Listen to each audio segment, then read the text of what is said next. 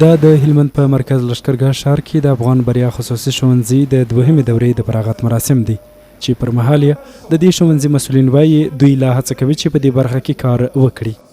دوهمې دورې فراغت پروګرام او تر دې مخکې یوه دوره فارغه شوې دي، نو نور هم موږ هڅه کوو چې په دې برخه کې لا ډېر کار وکړو. دا مهال زموږ سره شاوخوا 800 تنه شاګردان په زده کړو باندې بوخت دي. پر همدې مهال یو شمېر هلمند میشتې وایي د پوهې په برخه کې دي لا پانګونې زیاتې سي تر څو د زده کړو په برخه کې ښه والی راسي. اشهر ضرورت چې موږ علمي ډګرونو خصوصا شخصي سکتورو ته خاص توجه وکړو، علمي مراکز پرانیزو. لمن کې د لا په خصوصي سکتور کې پانګونه وسي چې زموږ خلک سوادار سي او د ټولنې د خدمت جوګه وګرځي. ویلی سو چې هلمند کې د دولتي ښوونځیو ترڅنګ شاوخوا 28 خصوصي ښوونځي هم فعال دي.